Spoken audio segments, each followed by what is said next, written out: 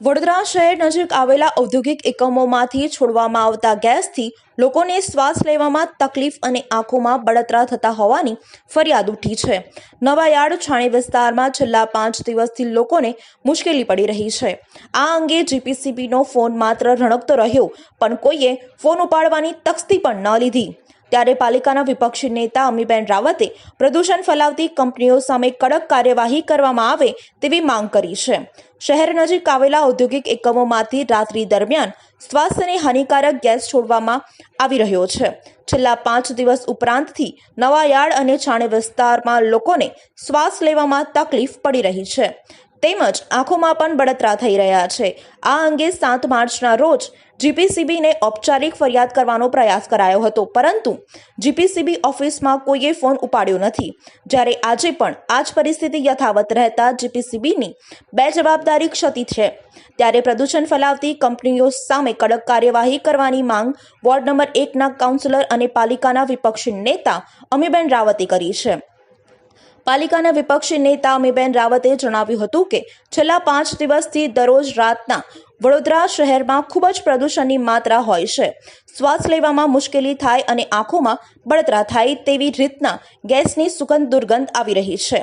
7 તારીખે અમે જીપીસીબીમાં ફરિયાદ કરવાનો પ્રયત્ન કર્યો। ફરિયાદમાં લેન્ડલાઇન પર કોઈએ ફોન ના ઉપાડ્યો અને રિજનલ ઓફિસર મહેડાને અનેક વખત ફોન કર્યા, એમને પણ ફોન ના ઉપાડ્યો। છેલ્લા અમે એમના પર મેસેજ છોડ્યો હતો।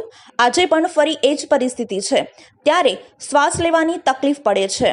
છાણી નવાયાર્ડ વિસ્તારમાં જે ગેસ છે એના કારણે આંખો બળે છે।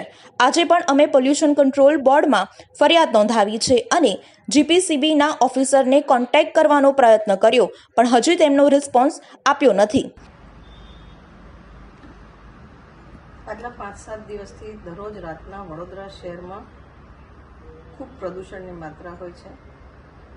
શ્વાસ લેવામાં મુશ્કેલી થાય, આંખોમાં બળતરા થાય, તે રીતના કોકટેલ ઓફ ગેસીસની સ્મેલ આવે છે।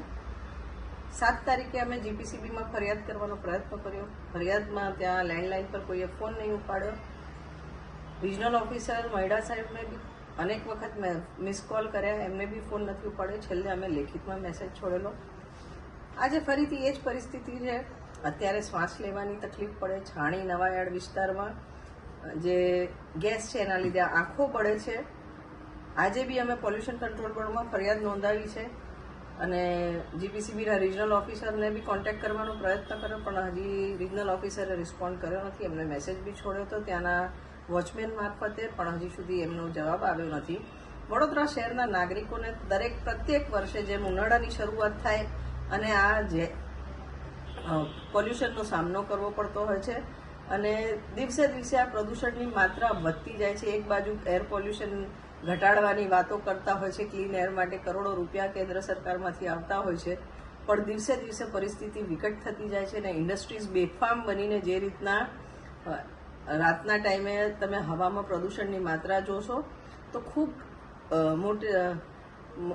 મોટા ફિગર્સ આવશે અને વડોદરા શહેરમાં દૂષણ વધતું જઈ રહ્યું છે। ત્યારે તાત્કાલિક આના માટે પોલ્યુશન કંટ્રોલ બોર્ડ જાગે અને જે પોલ્યુટિંગ ઇન્ડસ્ટ્રીઝ છે તેમના સામે સ્ટ્રિક્ટ થાય તેવી અમારી માંગણી છે।